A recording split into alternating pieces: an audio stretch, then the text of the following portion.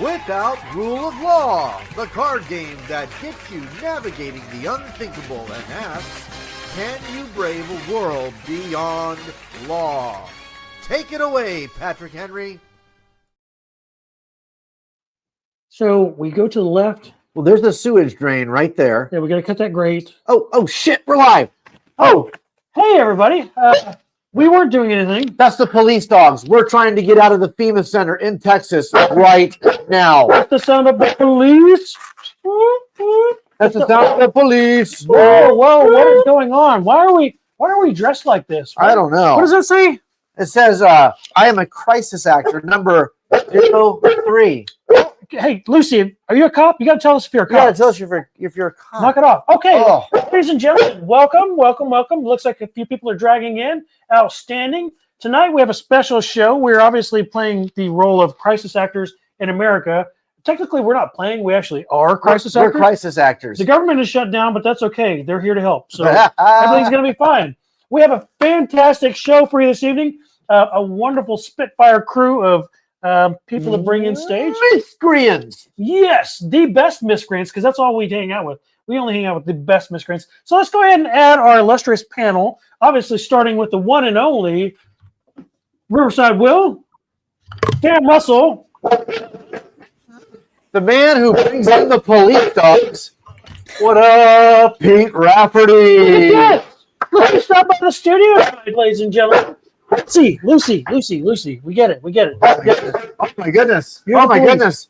I swear I'm not holding, dude. Lucy, Are you a Lucy's cop? Scottish. I'm not a cop. You got to tell me if you're a cop. My dog only barks when there's cops. To Sonny? To Sonny. To Sonny. Okay. Sonny, Skull. Skull. To everybody joining us at Without Rule of Law tonight. Lucy, Oh my goodness. Oh my goodness. come here. The police are out in force. They do not want you to see this, folks. Birds aren't real. The world is flat. You know how it works.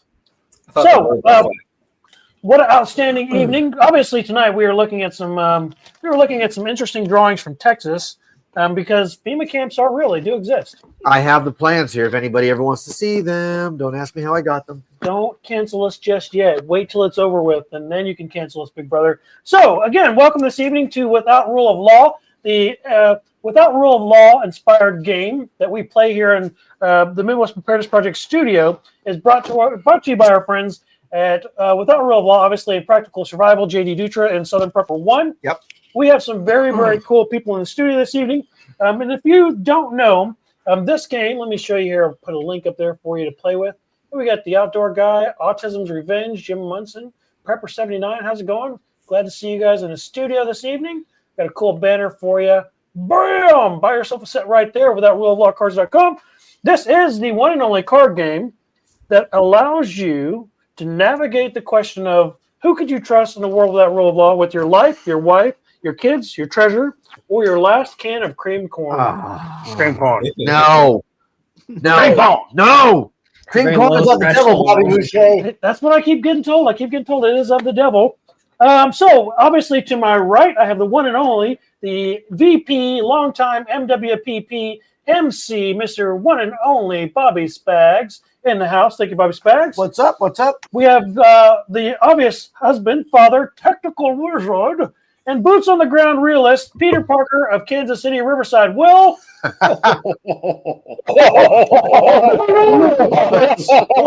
have a badass Marine veteran, systems engineer with a warrior spirit. He's a badass in hand-to-hand CQB contact, all the fine things that have to do with a country boy can survive. Sam Russell in the house. Thank you, Sam. He's an alum. Sam's been here before. He knows how to do this. And then obviously, he's a local gunsmith. He is the former president of FSP Topeka, the Prepper Expo, and a homesteader who walks the talk, Mr. Pete Rafferty. What's up? Thank you, Pete. Thank you. So, All right. So much facial hair. Patrick, you even got some stubble. Wow, he does. Facial hair, guys. You know what? Beard roll. It's one of those things that my wife says she's not attracted to, but at the same time, she likes to scratch her feet on it, so it's all good. We listen and we don't judge. Right, we don't James. Easy there, Tarantino. I got the toe jam. Who's got the peanut butter? I don't understand what's so funny, guys. Yeah. Anyways, We listen. all right, outstanding. So we have some wonderful questions for the panel this evening in our Without Rule of Law card game. And I'm just going to start with Bobby, and I'm going to work my way down the line. So, Bobby, Yes. you have helped connect groups through FSP in the past, and then now you're helping build a MAG and other things with the Midwest Preparedness Project. As our VP, your questions tonight will deal with the following. How would you handle groups that were once allies but now are acting against the tribe's broader mission, especially in a without rule of law scenario? So, first question. If a nearby MAG or community your group once coordinated with becomes hostile or goes rogue, what immediate nonviolent steps should you or your leaders take to protect the community and de-escalate tensions? The art of negotiation obviously has to come first. Just because it's a world without the rule of law does not mean you want to go barbaric immediately. But in a world where, I don't know, where diplomacy can fail, this is why we own high-capacity magazines. My man, squad automatics. Sam knows a little bit about that. Just a little. You shouldn't have gone against us in the first place. I feel sorry for your children. Is that what you're saying? Yep. But at the same time, let's make a tactical discussion happen first and then have a plan to... He should always be the first order of business because nobody likes pain. No matter who you are, no matter how tough you think you are, at the end of the day, we're all people who shy away from pain.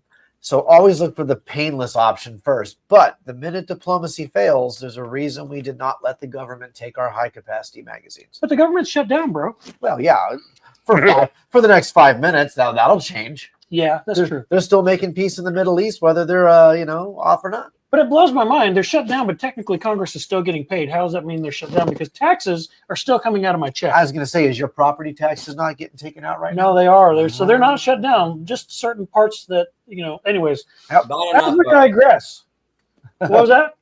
Not enough of it shut down. Thank you, Sam. That's right. Thanks. So, Sam, just so you in the crowd, the handful of you that don't know who Sam is, his great-great-grandparents, and once upon a time I had a video clip of like the dude from Forrest Gump, like dying over and over of his family through history. So Sam's family can trace the roots all the way back to the Quantrill Raiders, who used to come across the border and kick the shit out of the liberals in Lawrence, Kansas. Is that right, Sam? Right. That's not exactly right, but we'll go with that. That's a much Yeah, sounds good. Lean into it. So just that doesn't answer my question. Is you're going to Civil War General Beard? He does have that. Is it just a little bit past wizard, or I always think of Sam. It's whatever it goes into. I always think of Sam as the Mandarin from Iron Man. Only yeah. for real, but for real. We just need you some flowing robes, Yeah. whiskey, and some hose. You'd be all right. Yeah. Yes. I'm going to teach you a lesson, America.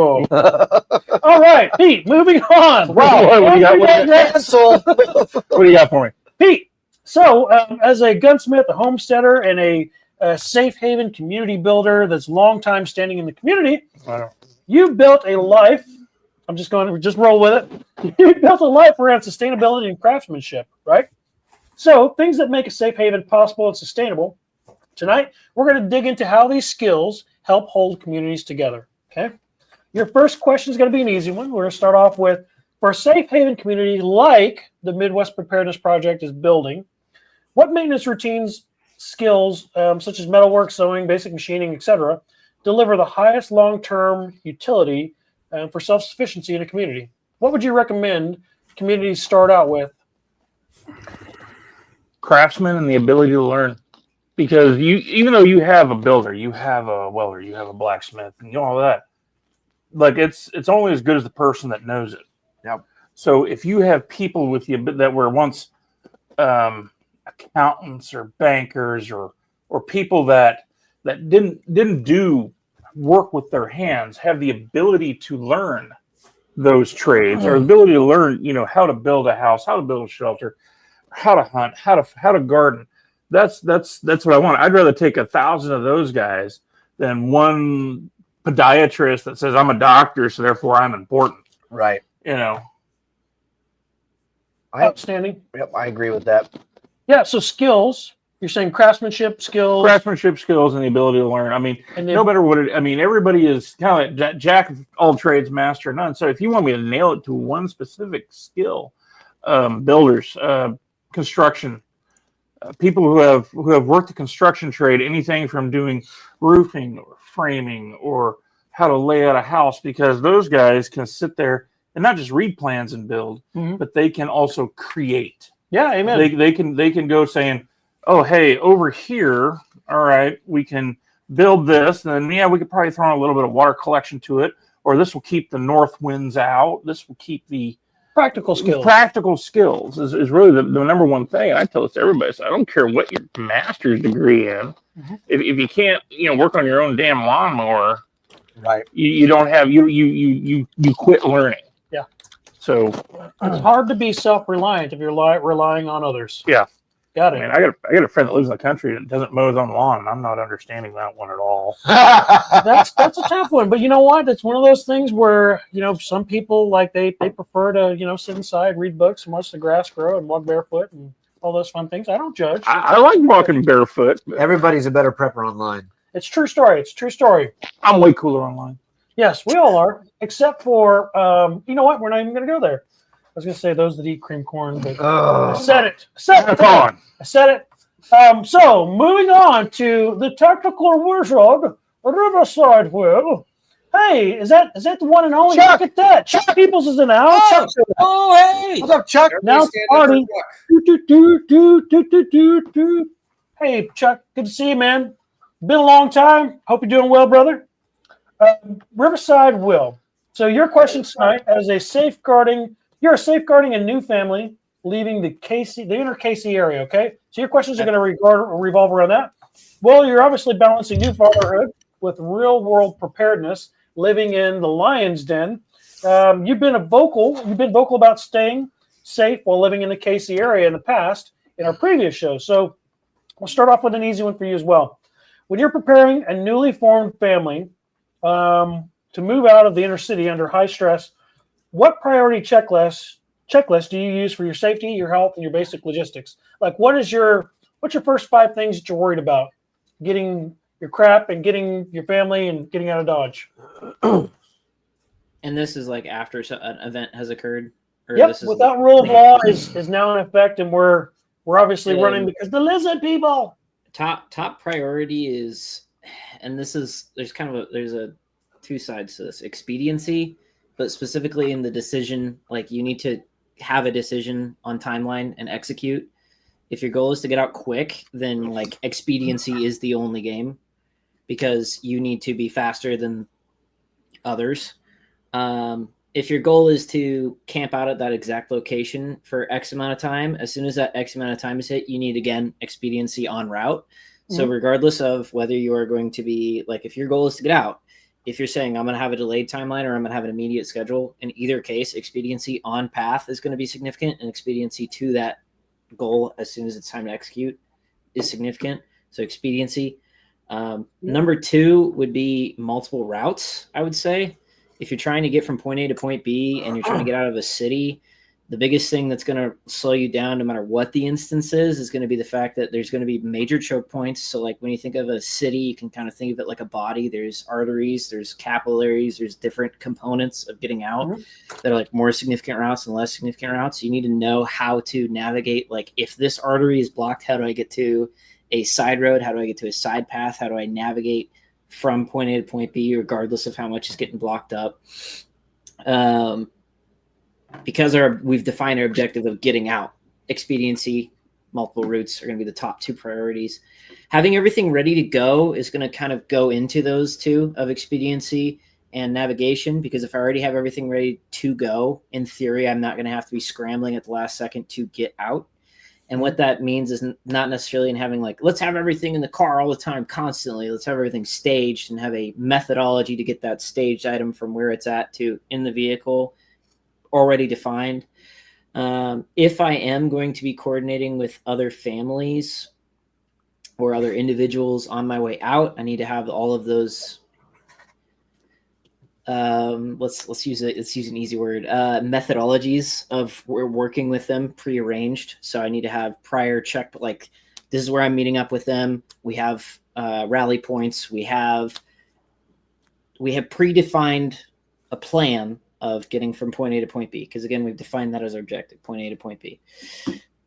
All of the people coming along with me are important, but those are also like, that's so related to the goals. I'd say like, where am I at 4? Am I on 4 You're now? 4, Or yeah. am I at 4? So making sure that everybody's coordinated within this plan. So now that I've defined like, all right, these are my plans, these are my objectives. Now I need to get everyone looped in on it. So I need to have them bought in and ready to go.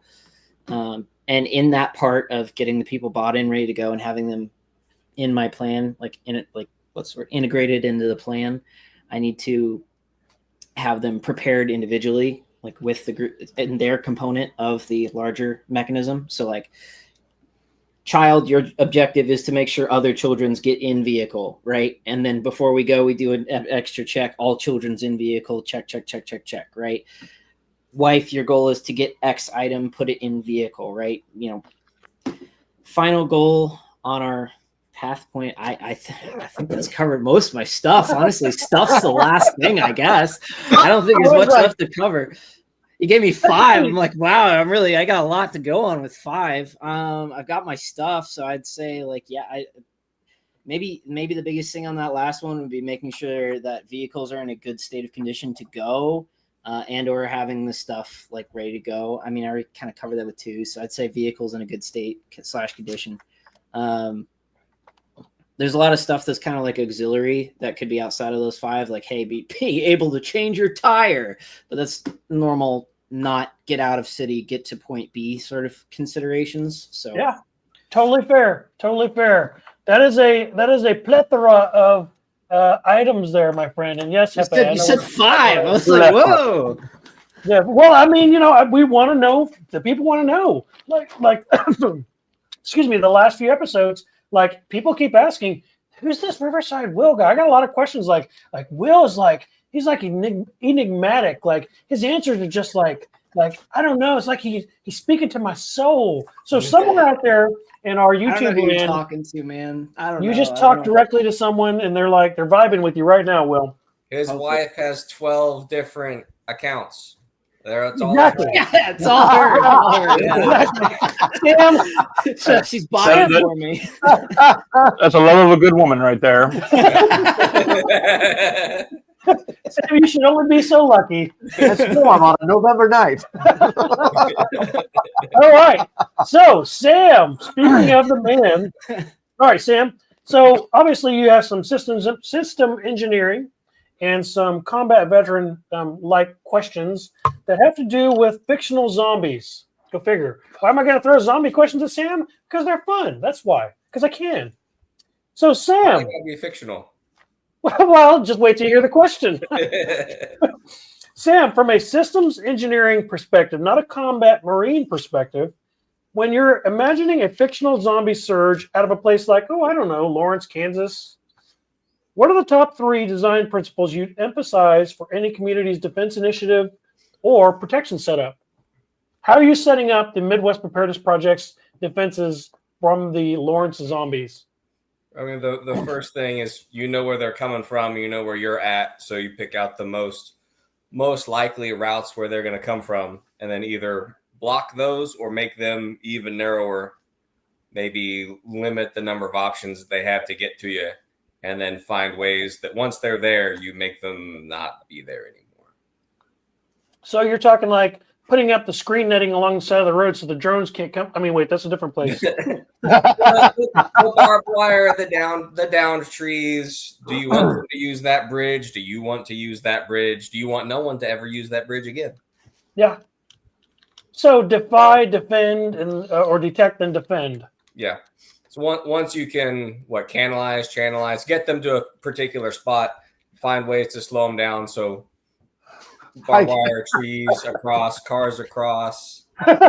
Hey, we have trees here.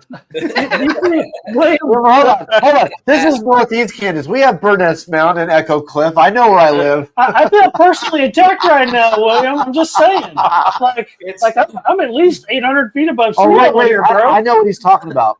we're one of the last 4 states to legalize cannabis. That's what Yeah, you're right. You got to go to Missouri to find the high ground. Now I get it. Yes, Missouri has high ground. Kansas has what is it? What is it? we have boomer ignorance. No, what is it called? The stuff they sell the whatever the CBD or whatever. we have CBD Well, ground. not anymore. They they raided a all bunch of that. that stuff this last weekend. That is a fantastic answer, Sam. You're correct. All the answers tonight are correct, but that one is doubly correct because, well, it's just because we're making things up as we go. Yep. And if I were to build on that, like if they're coming from a spot, maybe the spot that you're at's no good anymore, you would still do the same stuff, limit their places to move towards you at, and then if you're going to leave, where can you go that will keep them funneled or give them a bunch of options to choose from, and you only picked one, and they got to pick through, did they go through that bridge, and you can park guys off that way, and then finally pick a couple of locations where you can Hey, cut Yoda. off the line of advance no further right here, and then you're off to a proper state like Missouri. A proper state like Missouri. Oh, look at that. Yeah. A proper state like Missouri where you can't It's okay, get 10 Lucy. feet It's okay. down the road without 3 flat tires on account of the potholes. It's a true story. Okay. It's a painfully true story. All right, Bobby, rotating back to you, my friend. Oh boy. So I promise I don't have a single question about cream corn tonight. Thank God. Yes, you're welcome. How do you ethically assess whether or not to attempt reconciliation with a formerly aligned group versus isolating for safety? So going back to the first question, building upon that, what indicators guide your choice for either choosing to isolate or other options? Reconciliation should always be on the table, especially in a world where your resources and potential allies are dwindling by the day due to things like, I don't know, diphtheria, Zombies. the flu, zombies, drones, the Russians, whatever. There should always be a path to reconciliation, provided reconciliation is a two-way street and that those who need to reconcile are willing to admit to what they did. You do not have any obligation to reconcile with people Hams in the house. simply because you need extra hands. So if someone wrongs you and they wrong you horribly, it's really a bad place to be, to where you have to bring them back without them ever admitting to the fact that they wronged you. So forgiven, sure. Forgotten, never. Turn the other cheek, fine. I've only turned it once. Now both have been struck. Now what am I left with? So reconciliation is a tough one, and I think it's going to be situationally driven based on the life you're living, the resources you have available to you. I know we all want to pretend like we have this weird moral foundation we all live on, all of us being of various faiths and perspectives, but the fact is that starvation, pain, and death are going to be very real motivating factors to what you do, and we can bloviate about it all day right now, and the fact is at some point you're probably going to eat your own words. That's just the way it works. So start with reconciliation. Obviously, you want to try to find some sense of meaningful discord between the two of you. Sure. And then if you have to, escalate. Yes, because if there was a reason that we had discord to begin with, it meant we were together at some point before that, meaning there was common ground. If you can find a way to take that common ground and exploit it for current safety gain, whatever you want to put your motivator as, that certainly is more preferable than this pain of fighting and anger and, I'm going to do this and that because you did this and that. I really do think that when you get hungry, a lot of that shit falls to the wayside very quickly because you're going to realize how stupid the things you argued about were to begin with. Yep. Not everybody is as cool as they think they are, and when people are suffering, and it's easy to slide into the comments and be a dick. It's easy to slide into the comments and get yours because we live in 2025. Mm-hmm. But when all of that ability is taken away from you and it's no longer about how easy can I slide into someone's comments and be a jerk, all of a sudden the realism of, oh my God, I'm out of green beans, and well, he's got canned carrots. What are we going to do? Yeah. So what is the ratio of trade between cream corn and green beans? Why do you have to go there, Pete? Golly. Like, we could have stuck with carrots. Pete, that's a -1. Please, I'm writing this down. -1 for Pete. He has gone down to a B plus. Pete, you're losing the game. You're losing the game. That's right. Points don't matter. The points don't matter. We're totally making it all up as we go. Okay, moving on. Speaking of Pete, we're going to give you a hard one. All right, go for It's it. going to be harder. None of these are hard. Pete, how do you balance making a safe haven self-sufficient while maintaining openness to your neighbors, especially in a long-term community survival project? Balls. Good fences build good neighbors. Okay. Honestly, and I really do believe in that. I just had a conversation with one of my neighbors in regards to their fence, and it's a boundary. It's the meeting place where you can meet, you can discuss stuff. You're on your property, they're on theirs. Good to see you, Brian. But fences, physical, man-made, physical. You're on this side of the creek, I'm on this side of the creek. A barrier. Something like that. When you're on pikes. You can do that too, as long as it's the ones of your enemies, of course, or Muslims. Yeah. Anyways, did I say that all right? Anyways, hey, Bad Teps had it right. Did you just say awesome lot of bacon? Yeah. Yep. Bad Teps had it right. Kept him out of Europe for years. Anyways, so please continue. We're getting canceled tonight anyway. Oh boy! But when you're trying to build a self-reliant community, yeah. Excuse me, and so is your neighbor, there's nothing wrong with open trade. There's hey, I got a guy that can do this. What do you got? Yeah. Well, hey, I got a guy that can do this. You guys can trade. You guys can. There's nothing wrong with having independent tribes. Yeah. Okay. There's nothing wrong with having different of a faith or an opinion. In the end, we're all just trying to survive. Yep. Yeah. That's all we're doing. So if I say, look, man, I got an abundance of cream corn, and yeah, you're going to not hear the end of that one, and you have an abundance of regular corn, maybe we can work a trade, maybe something like that, and it's beneficial to both parties. A wise man once said to me, he says, a trade is good as long as both sides believe it is beneficial, and I hold that dear to my heart. Yes. I believe it was Hancock. Hancock said that. Yep. And so when you're talking about self-sustainability, you're talking about being open to neighbors, it all starts with a barrier. Hey, this is my land. This is where I'm going to farm. This is where I'm going to grow. You can stay over there. Okay.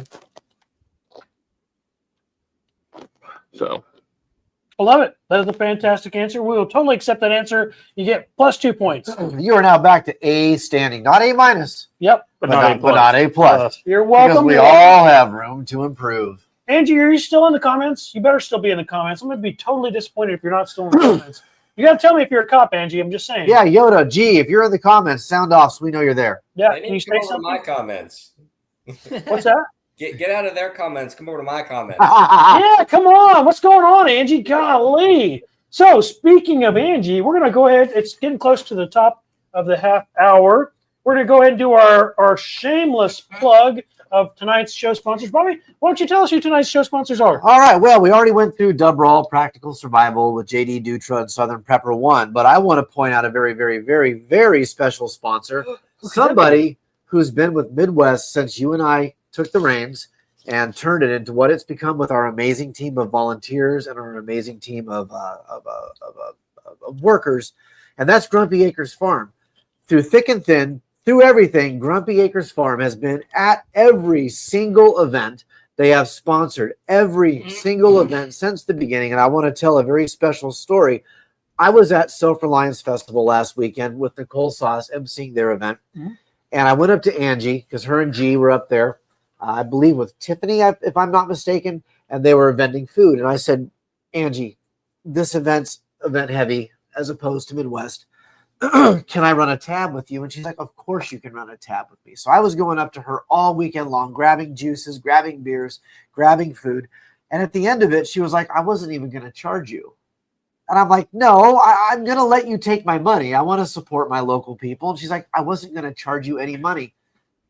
She ended up charging me $17. I'm fairly certain I ate and drank $25 worth of her stuff. Outstanding. Angie would not take my money. She would not let me pay full price. And that's what you get with Grumpy Acres Farm. And that's why we're wearing Grumpy Acres Farms Crisis Actor shirts tonight, because Grumpy Acres Farms has been one of the longest standing, most amazing and beneficial sponsors, presenters. Let's not even get into the fact that Garen came out this last time.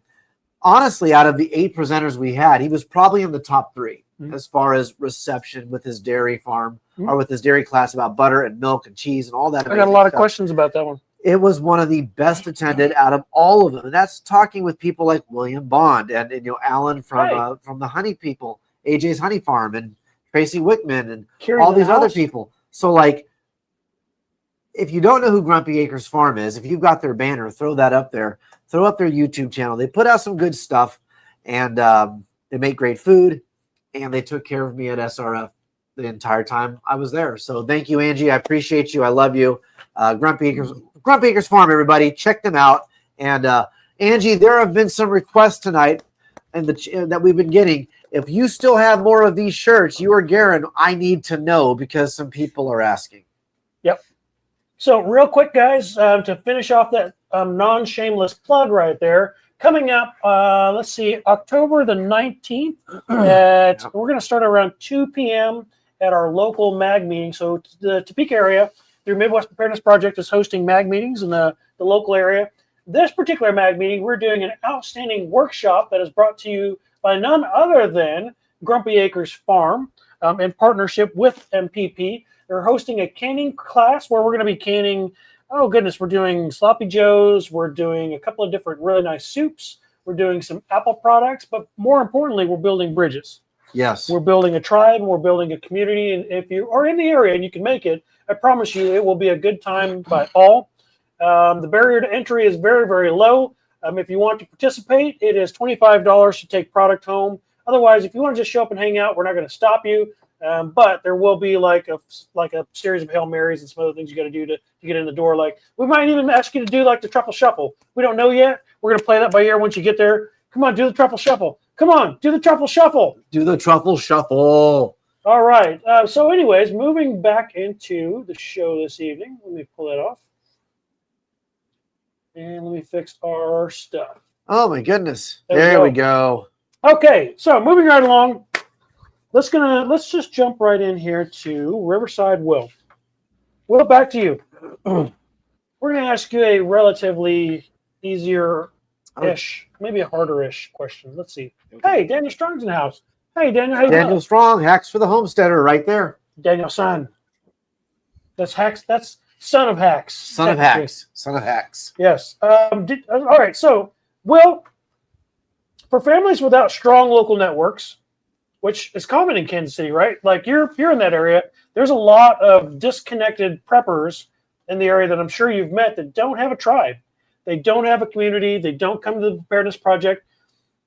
They don't understand the need to be a part of something like what we're doing. What community organizations or vetted channels would you recommend they contact or reach out to and support after leaving the dreaded city? Where are you telling them to go? What's your number one place that you're going to send the refugees from Kansas City? In Kansas City, we're close to. I mean, we're not necessarily exactly between both the mags for Midwest Preparedness Project. Probably closer to Lee Summit, but easiest thing to do, kick them over to Lee Summit mag. Nice. It's going to be the most expedient way of like, hey, there's already a group. It exists. That stated, there's a lot of our listeners who are not in this area, so they don't have the blessing of having two very close mags. So if you come to a Midwest Preparedness Project camp out, we have moments that we have set aside, like that you guys have set aside, where you orient the group with each other and say, hey, if you're from this area, look around, raise your hand, everybody from this area, look around. You can find other people from your area. Now, there are outliers. Alaska, Texas, right? We have some outliers. Wow. Call them out. We love you guys. You're awesome. But also, like, I highly doubt there's going to be an instance where we have a significant overlap in those, especially down to, like, within an hour drive because Texas is big. So there's, even if you are from the same state, if you're coming that far to one of these events, there are other events as well. There's Self-Reliance Festival. There is Free Living.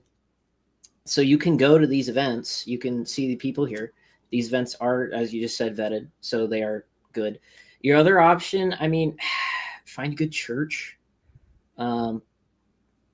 Just be open to kind of like, here's the thing. There's a lot of events now that are like this because Midwest Preparedness Project, I think, is doing a really excellent job of doing this. I think there are other events that are doing a good job. I think there are other events that are doing an okay job.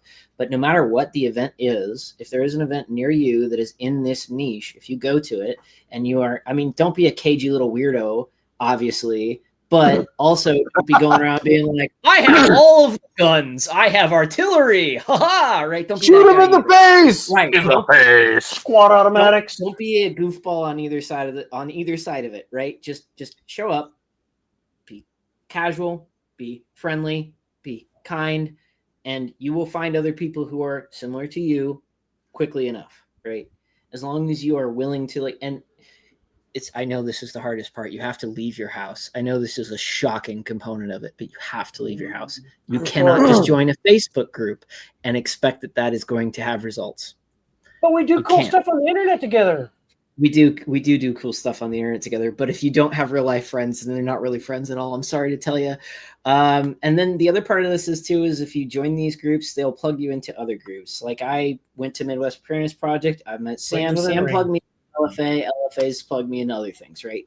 What do those letters mean? Light Fighters Anonymous, which does training.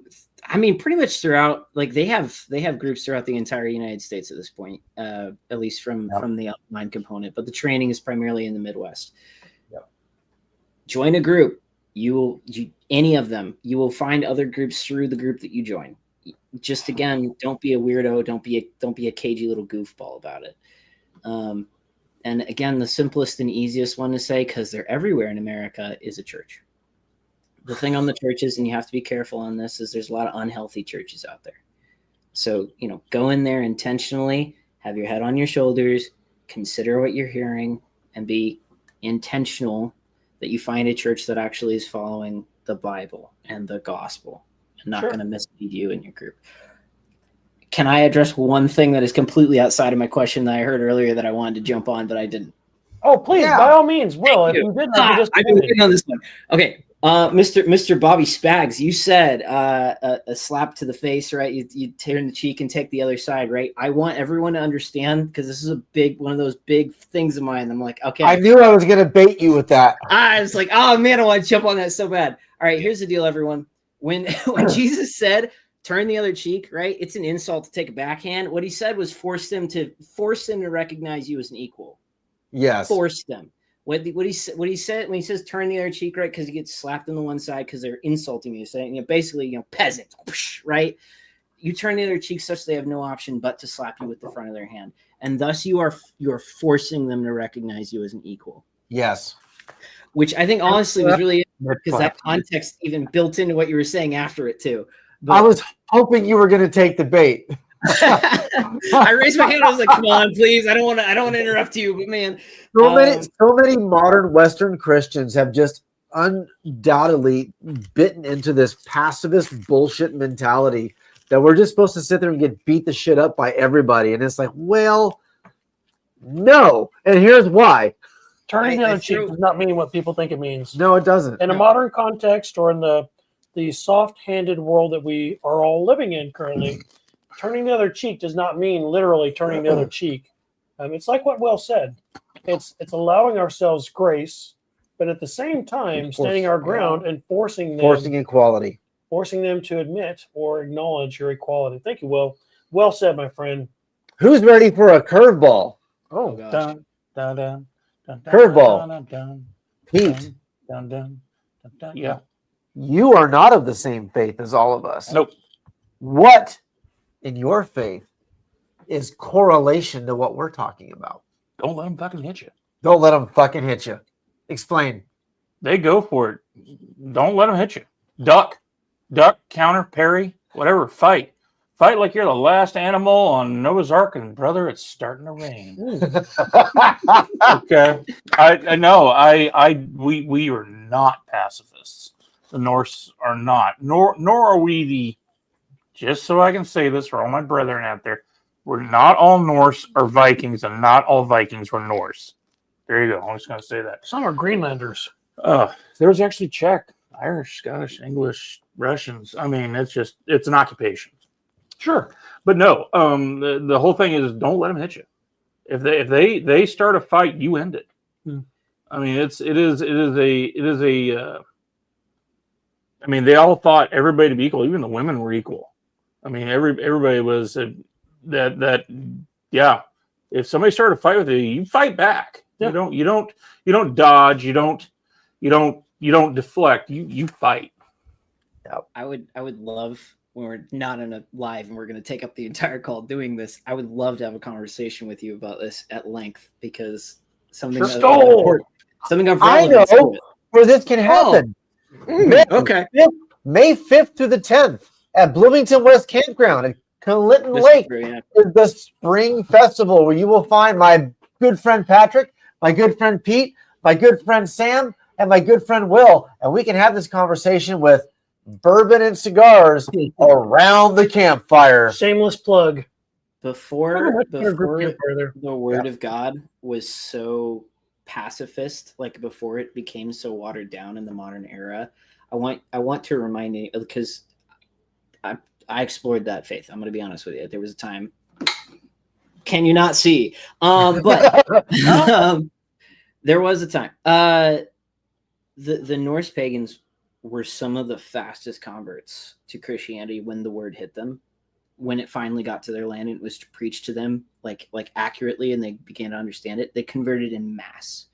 And there's a reason for that. And again, it's if you take out the modern deconstruction of the Bible that has occurred, the destruction of the Bible that has occurred, I think that the word of God, like the true understood gospel, the true understood like God's ways of living your life, will be much more appealing to you than the false gospel that you've been fed in the modern church. Or even missionary, and again, we can go on with this for a while. Yeah. Even missionaries that went off into the Norse lands, they found out that what they were preaching was already being done, and they took the cross and put it on their altar and said, "Okay, your God is favored with ours." So, again, I don't care how you pray. Nor most Norse don't. They just, it's not a mention of have no faith. It is a mention of do you have faith? And okay, that's cool. Can we agree on three things? No rapists, no diddlers, and no diaper sniffers. And we can all unite against the forces of evil. I mean, technically, diddlers and diaper sniffers are the same, so I would include like cream corn lovers. Oh God, yeah, cream corn lovers, diaper sniffers, and rapists. Can we disagree that all of us can unite against the forces of evil? Can I put one? I know we're getting. Can I put one more on that? Sure, what's that? You don't put pineapple on fucking pizza. Wife and you are going to go around.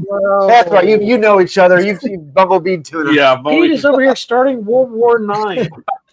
You know what? We're waiting on Sam to come back in. Sam, his laptop unalived itself. Unfortunately, so we love you, Sam. I know you're out there still in whatever the etherverse. So we'll keep you in our spirits until you are able to bring yourself back into the Matrix. Moving on, we'll go back to Bobby, because Sam would have been next. So moving through, let's do a good one, Bobby. Oh boy, no cream corn. No cream corn. I swear, not a single cream corn. I'm gonna donate. Not a single cream corn question. So, there's Sam. Look at there. Is that Sam? Oh, he's back.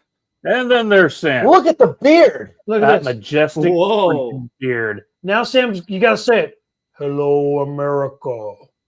I am here to give you a message. You can't unsee it now, can you? Right, so you're going to stick with me, or are you going to move to Sam now? No. We'll continue. It's okay. Sam, we'll give you a break. Bobby? Yep. What communication strategies work best for explaining to your members why you're changing engagement with other members? Well, how do you communicate to your group? Okay. that you are changing engagement with other mags without feeling panic or factionalism. How do you keep them from sensationalizing that? Like going back on the other two questions, right? Like you're obviously having some discord, or you're trying to reestablish a commonality, right? How do you communicate that to your group without fueling panic or factionalism? Because you know how it always is. There's always someone in the group that's like, yes, but their head's on pikes. Yeah. Yes, I've been waiting on this. Let's go to war. Right. They're the same ones who are like OPSEC. Yes. About everything. Yep. Look, man, we have said from the beginning that no man is an island and everybody has to sleep. That is expansionally true as your group grows. As your group grows, the number of jobs grow. As the number of jobs grow, the number of responsibilities grow. And as that grows, the number of people you are assigning to those things are going to grow. There does come a point where every single small clan, tribe, or community throughout history reaches terminal velocity, where they can no longer expand within themselves, which is why every clan, tribe, and society has always sent a boat, or sent a hot air balloon, or sent a canoe, or sent an expedition. At some point, you reach the end of your rope, even from a societal perspective, and you have to be able to communicate to your people that, look, here are the logistics. Here's food, water, fire, shelter, defense. Here's all of us. Here are the old people who can't do anything. Here are the young people who are 3 years old and younger. Here are the people we have out doing this and that and this and that. And we have these people scouting and these people farming and these people fishing and these people on patrol. We have to make friends. At some point, you have to make a logistical plea to your people. And as I've always said, every decision in life is an economic decision. Economics come down to the basic principles of exchange, whether that's money, currency, time, energy, or resources. Your people have to understand that if they've put you in a position of leadership, that you understand those 5 principles of time, energy, resources, all of that, right? If you, as their leader, are like, we are running low in categories A, C, and D, or B, C, and F, whatever that is, they have to trust you that you're not just going to go out and reach out to people randomly and put people at risk. And if they trust you to lead and they trust you to have logistical understanding, then they have to trust you to say, it's time to talk to other people. Guys, we don't want to be the French in the 1700s, where every kid was born with an elongated chin, a furrowed brow of worry, but they like my baguette, and shriveled nuts because they were inbred to the, to the max. You have to at some point expand past the boundaries of your little 30-person clan.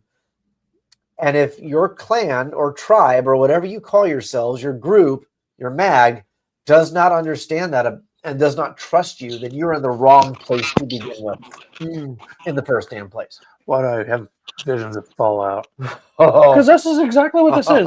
All of this really is, Pete, exactly in that lane or realm of Fallout. Because, and just like Fallout, the Fallout series, you do have literally a world without rule of law. Yeah. And so you have factionalism, you have tribalism, you have rogue, entities running around doing roguish things. For anybody that's ever grown up in a small town, where you can't get a date because you're related to everybody. Or that, yes. Yeah.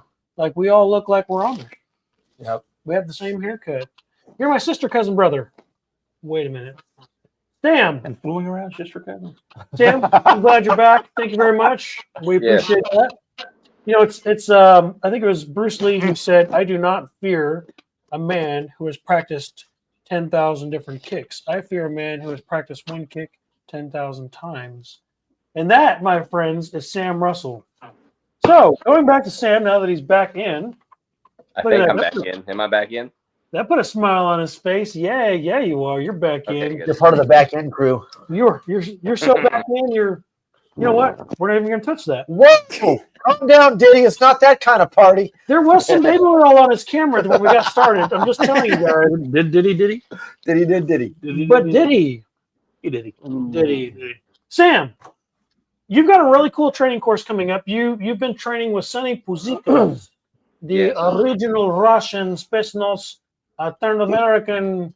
I don't even know. I can't. I'm doing a horrible Russian. Turn Texan. Yeah. Yes, turn Texan. He's got like an interesting accent. It's like part Texan, part Kalishnikov. I don't even Yes. know what it is. So you have a really cool training session coming up with Sonny soon. All hail Sonny, by the way. All hail Sonny. One of us. That was really weird. That was awesome. But Sam, It's all for the greater how good. does training for Greater fatigue, good. stress inoculation, and rehearsal in military units impact the way communities should run preparedness drills or routines, as you see it? Okay, I'm gonna give an example that, and I don't know if this story is true or not. They told us it was true. But in the Marines, we practice this thing called a dead gunner drill, and it's what it sounds like. The guy running the gun, which could have been me, for whatever reason, isn't able to do that anymore. So in Humvees, like what I was in most of the time, one of the things that they would teach is if you were the gunner and you were injured or whatever, and you needed somebody else to come up, whenever you come back down into the vehicle, basically, you tap the guy. You usually in the back left seat, you tap that guy on the shoulder, and then he's got to go back up and do that thing. And so the story that they told us was that guys practiced that so much that at times they would be dead and still come down and hit their buddy that has to go up and do the things. So as a group, if you're getting ready for things to go sideways, like whatever plan it is that you have, it needs to happen, whether or not everybody can talk, whether or not everybody can communicate, whether or not the leader is still there or not.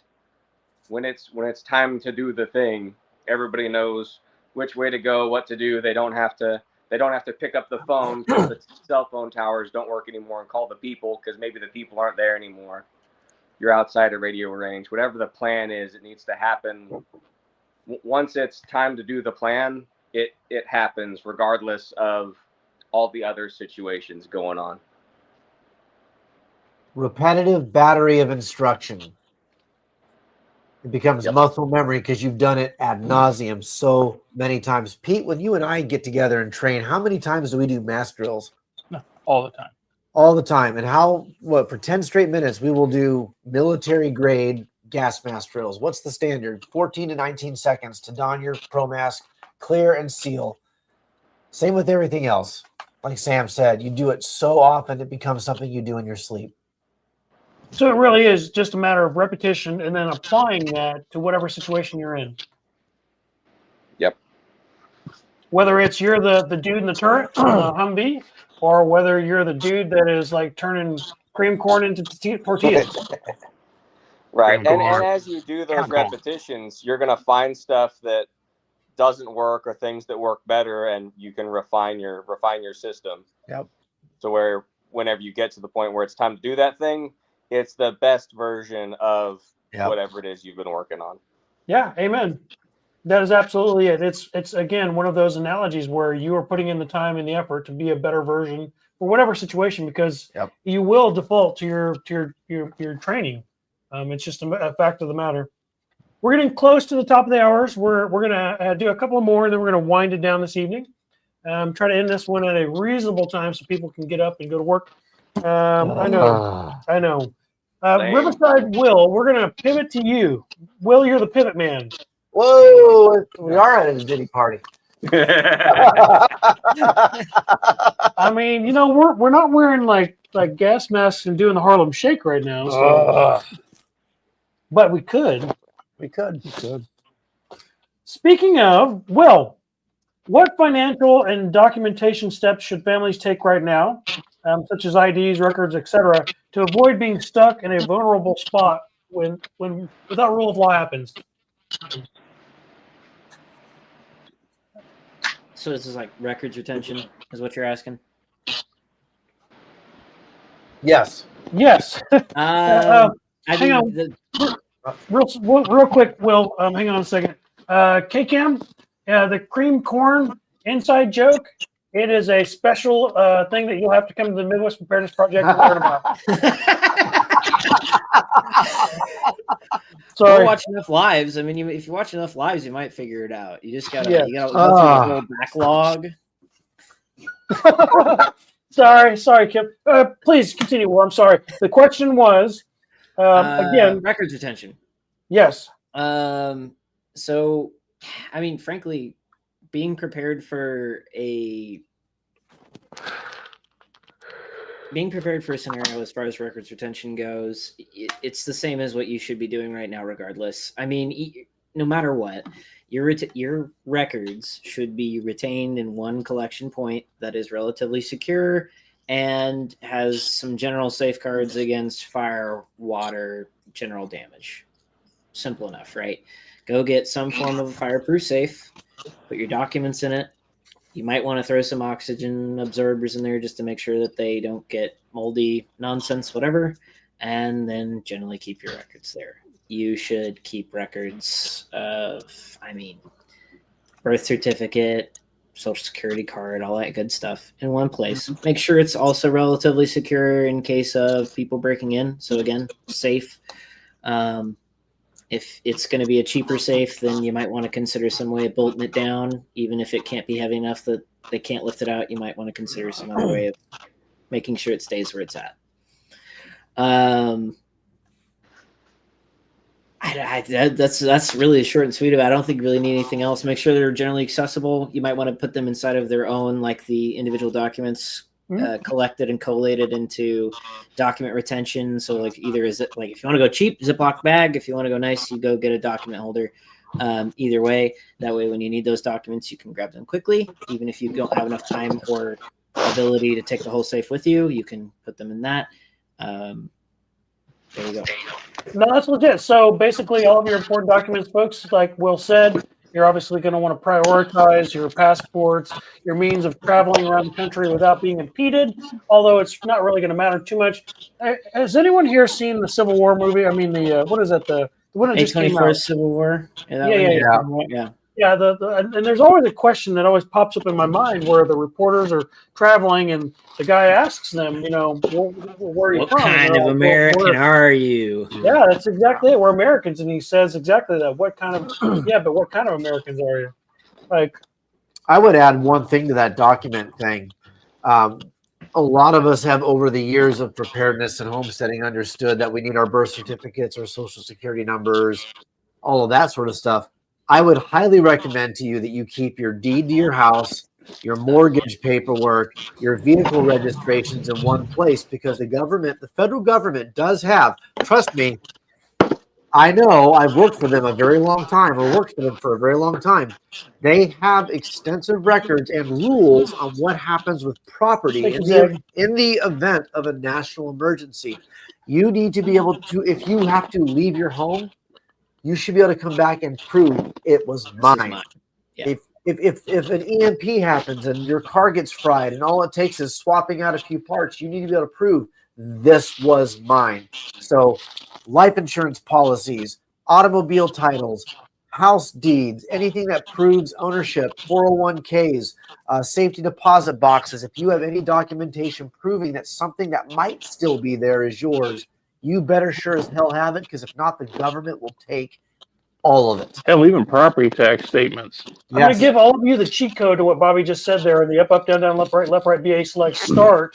What Bobby's telling you is right now, go to your printer. You need to print out a copy of like owning a Lamborghini. You need to print out a copy of like owning a Tesla truck. You need to print out a copy of like owning a fully automatic belt-fed, M240 Bravo, and a couple of other things, and have those on you. So that way, when the feds do stop you, post without rule of law, you can say, "Yeah, look, I have the documentation right here." I mean, on top of that, about property tax, property tax statements. Yeah, I mean that at least says that you are. It'll give you the property and your ownership track, what township you're in. It gives you a lot of information that not only would probably be good. I mean, outside of that, your little government-funded ID, showing those two could show that yes, I own this land because therefore I pay property taxes on it. Right. And it also shows the congruent year to which you paid prior to the event. So if you're paying up till 2022 and the event happens January 2023, you can say there was no lapse. I was paying until there was no method to pay. Exactly. And what a strange world we live in where we're having this conversation now about, it's more than bean bullets and Band-Aids. It really is. It really is. In this digital age that we live in, it is so easy to lose track of all those things because it's all getting digitized. This ain't your daddy's pepper show anymore. Not anymore. And keep them updated. Yes. Keep them updated. I mean, I got to go through. I just updated my passport, so I got to get that, copies of that and stow places. As your brother once told me, there's nothing that $5,000 in the passport can't fix. True. I ain't got $5,000. Let's do a couple more. Too, if you have forms for any of the Form 4 items, tax stamps, stuff like that. Absolutely. Any form of, if the government's handed it to you in order for you to say that you own it, keep it in one place. If the government's handed it to you in a form of saying that, yes, you paid for it, keep it. Yep. Of course, I own all of these pineapple grenades, Mr. Federal Auditor. I have I have a handwritten sales ticket. I got this from Kansas Pete at a gun show. God. I realized I was going to have day job level of thoughts in this discussion. I'm sorry. Is this where we go? Wait a minute. I won this AR-15 from Stinky Rinky, but he never gave it to me. Can I get it now? Oh, I see where we're going. Oh, my God. And then we're going to end this on a low note because we have friends in high places tonight. Let's go to Pete. Pete, this is going to be an easy one. How can homesteading practices such as food preservation, water care, etc., be organized into rotating responsibilities in a community? How do you prioritize those? How do I prioritize responsibility? Yep. Keep people fed and watered, they'll stay. I mean, it's just like a dog. And that's probably the most lowbrow thing I can say, is that when people are hungry, I mean, there's certain spiritual organizations that do this a lot in prisons. You give a person a piece of cake, they'll listen to whatever you say. So you want to prioritize. When they're starving. Either. Because I have seen inmates who were not starving convert magically because somebody gave them a slice of apple pie. So that being said, you want to talk about priorities. Keep your people fed. Keep clean water. Then after that, keep them warm. Keep them as comfortable as it is allowed. And you're not everybody's going to get that pillow top bed, but a blanket goes a long way. Firewood goes a long way. When you have nothing, when you are walking with no shoes and in the snow and you're freezing, and somebody hands you a pair of wool socks, you are so thankful. You're amazed. There was a guy, appreciative. Yeah, one guy I saw walking down the highway and had no shoes, none, because him and his girlfriend are at the local park and she broke up with him and then ran off. Took his stuff and ran. So nothing. This guy had no shoes, walking on hot asphalt, had no water. Okay, he went over to a neighbor of mine's house. She gave him, here's a bottle of water. Now, mind you, she kept her 38 in her pocket the entire time. But here's a bottle of water. Here's an old pair of shoes. He says it's the best Christmas I ever had. So until you have reached that level of, I don't want to call it poverty or desperation. Desperation. That's a very good word. So you use that for prioritizing how you're going to keep your facility running. If you have no Nintendo, you have no internet, you have no forms of entertainment, maybe the written word, and if you're lucky, you can be able to provide some music. But you keep them warm, you keep them fed, you keep them watered, like you would an animal. They'll stick around. Because why? They become dependent on that. They don't want to go back out in the cold. So priority, I would prioritize that above all else. And then people will defend you. Sure. Okay. I mean, everybody talks about, I need defense. I need my $3,000 AR and 10 million rounds of ammo. That's great. But if you can only eat a bullet once. So before you won't starve. But not anymore. Yeah. But does that answer the question? That's plus 2 points to Pete. All right, +2. All right, Pete. Pete wins the game tonight. Thank you, Pete. Thank you. You all been wonderful. Follow me. I'm delicious.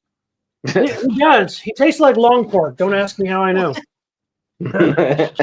He's cured with sugar. It's a I am marinating myself tonight. in Filipino we call it. You know what? Never mind. Way to bring some melanin into the conversation there, Patrick. Tocino. It's called tocino. Okay, so thank you, ladies and gentlemen. We really do appreciate you spending your evening with us. We know you had way better things you could do. Yeah, we got a couple of plugs we're going to do real quick. So, Bobby, closing us out, you want to tell us what we've got coming up in the next festival? We've got our dates planned, right? Yes, for the first time in the history of the Midwest Preparedness Project, we have both the spring and the fall dates secured. This happens because of you, our sponsors, you, our followers, you, our attendees.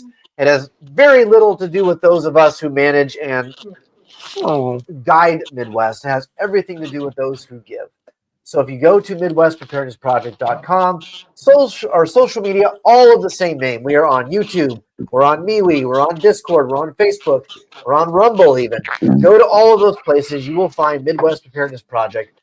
You will find that we have put out our dates, May 5th through the 10th and September 8th through the 13th at Bloomington West Campground at Clinton Lake in Kansas.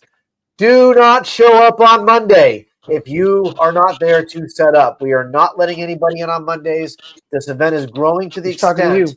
This event is growing to the point where we are only allowing staff on Monday to set up the tent, to set up vendor row, to set up signage, fencing, security, and all of those things to keep you fed, watered, and safe while you attend our events. Show up on those Tuesdays through Sundays. Enjoy it. It's May 5th through 10th, September 8th through 13th. Bloomington West. You will see everybody on this live chat, and probably all the previous live chats will be there at some point in 2026. Don't forget that the Great American Preparedness Tour for 2025 has come to a close. If you can show us all three of the tokens, Midwest Preparedness Project, Self-Reliance Festival, and Kentucky Sustainable Living, at the end of the year, send us an email, and we will send you your own laser engraved basic 511 military green and black Mora knife carbon steel blade. But you gotta send us proof of life. So send us an email. What's the email for the general inbox? We can do info@midwestpreparednessproject.com. Send it to that. Yep. Send an info. Message us on Facebook. Message us on Discord. Same thing with X and all the things. A huge shout out to Nicole Sauce from Self-Reliance Festival, Shelly and Jason from Kentucky Sustainable Living. You guys make the tour possible. There's news that 2026 might have some new things on the Great American Preparedness Tour. Until then, folks, be safe, be smart, make good choices, and remember, every decision in life is an economic decision. Got a couple more plugs, Bobby. Go for it. We're trying to close this out. Okay, real quick. Before we end on Bobby's high note, gentlemen, I'd like you to leave the audience with a one-liner, very quick. What's your best advice for maintaining faith, family, fellowship when the system breaks down? We'll start with Sam Russell. You got to see those people like face to face and like probably eat food. Eating food together as a group is really good for bonding. Like trauma bonding is cool and all, but I would rather just like eat. They both work. I like it. So get together, do things in real life. Yeah. Don't be an NPC. Yep. Bobby? I gave you mine. Pass them on off to someone else. I love it. Pete? One-liner. One-liner. Yep. How do you maintain faith, family, fellowship when the system breaks down? Community. My man. Community is huge, and I'll tell you where the community sinks in. This last time I was out there at MPP, and I usually go around, talk to people, stuff like that. But I was so wrapped up in my booth, I did not have a chance to do the community thing, and I feel bad about that. When I went to Tennessee, that's all I did was community. Went up, shook hands, introduced myself, talked to people, meet people. And with that, it's like I said, everybody's cool online, but when you meet, like Sam said, when you meet them in person and you get to know them, you get to share information or break bread or have a drink together. And me and Sam had dinner one night with couple of guys. It was great to get to know each other. Mhm. But yeah, community, keeping that community, building your tribe, and with real live people. Love it. Same thing like Sam said. Pretty much I echoing. can't disagree with that. That's probably the best thing. Get together, do the things in real life. Make sure you're doing kung fu in the garage. Learn how to kick ass properly. Yes. Riverside Will, Yes. what about you? One-liner, Faith Family Fellowship. Everything that's been said, obviously, but do not grow apathetic to evil, and do not grow ungrateful of good. Ooh, see, neutral. That's deep. You're a neutral. There we good go dude. again with the deep thoughts from I Riverside tell Will. you what, that's good. Will, It's I think it's one of the bigger things that we as a society have struggled with. you are not wrong, young man. You are not wrong. All right. On that note, thank you again, everybody. We appreciate you. So to Mr. Bobby Spags, Mr. Pete Rafferty, Mr. Riverside Will, the Peter Parker of Kansas City, Sam Russell, and all of you in the crowd this evening. We appreciate you very much. Thank you again for your time. For everyone watching, stay alert, stay grounded, and remember a positive mindset and united community are our strongest assets, no matter what's on the horizon. Until the next time, have a good night all and a good night. For those of you that Stay didn't positive, just not like Charlie Sheen. know. Whoa! Did it, party? And there it is.